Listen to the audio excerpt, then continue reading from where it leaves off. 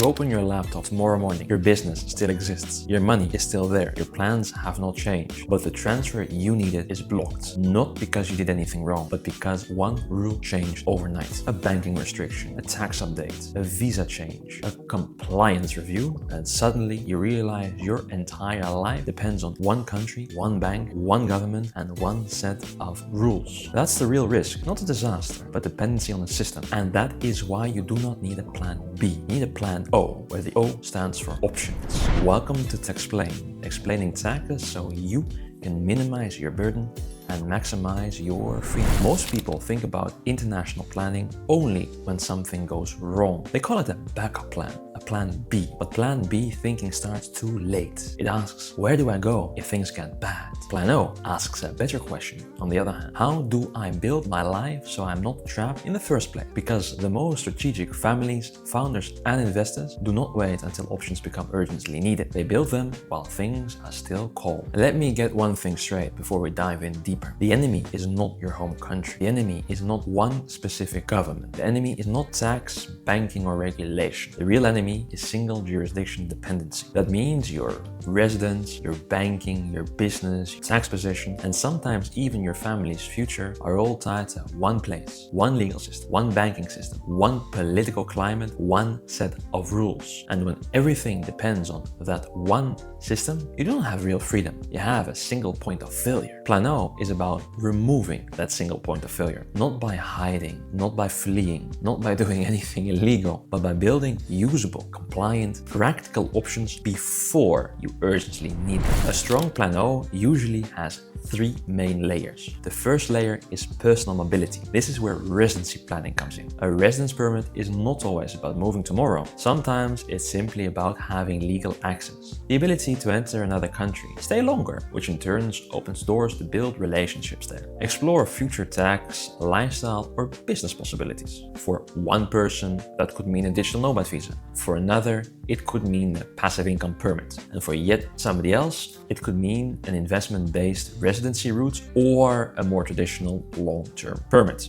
But the point is not to collect visas. The point is to create a realistic option that actually fits your life. A good residency option is like a key. You may not need to use it every day, but if you ever need to open that door, you'll be very glad that key is already in the pocket of yours. The second layer is financial access. Most people diversify their investments. They hold different stocks, different currency, different types of assets, but all of that still flows through one local bank, one banking system, one set of rules. And that's not true diversification. That is investment diversification sitting on the top of a banking dependency. A strong Plan O looks at where your money can move, where it can be held, and which institutions support your international life. For some people, that may mean building a banking relationship in a financial hub like Singapore, Dubai, Hong Kong, or another jurisdiction that fits their personal profile. But this part is important. The goal is not to hide money. The goal is not secrecy. The goal is to have lawful access,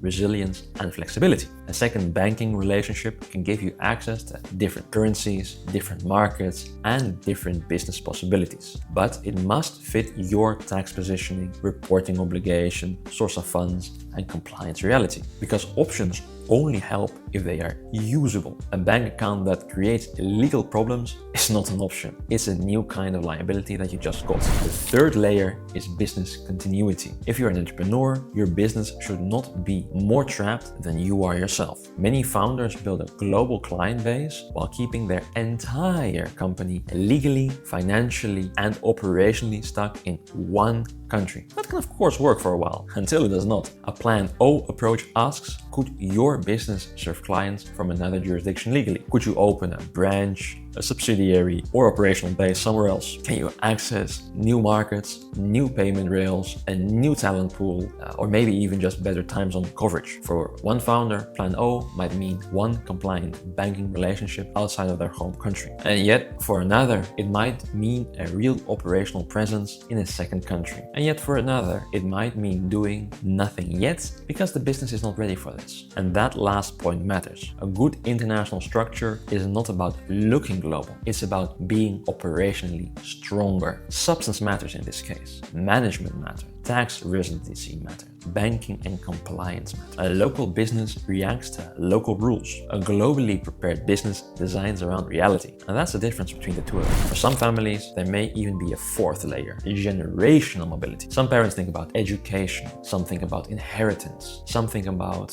where their children might one day be able to live, study, work, and build a life. In certain countries, children born there may receive citizenship by birth. For some families, that can be a part of long-term mobility strategy. But this is absolutely not a casual decision. It involves legal, medical, of course, tax, lifestyle, and operational consideration. That does not mean it has to be overwhelming, but it does mean the sequence matters. Where it fits and when it fits, citizenship planning can expand a child's future options. When it doesn't fit, forcing it can create complexity and stress you did not need in the first place. And that is one of the most important principles of your Plan O. More options aren't always better. Better options tailored to your wishes. That's always better. And this is where many people get international planning wrong. They think the goal is to collect things. A residency here, a bank account there, a company somewhere across the world. Maybe a passport is possible, but random complexity is not freedom. Random complexity is just a more expensive cage. A real Plan O is selective. It asks, which options are actually useful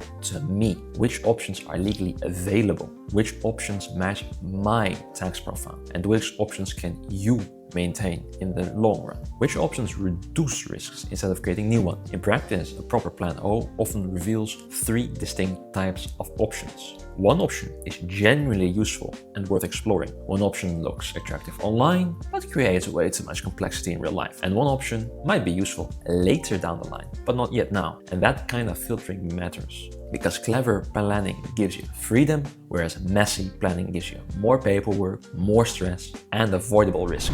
So how do you start?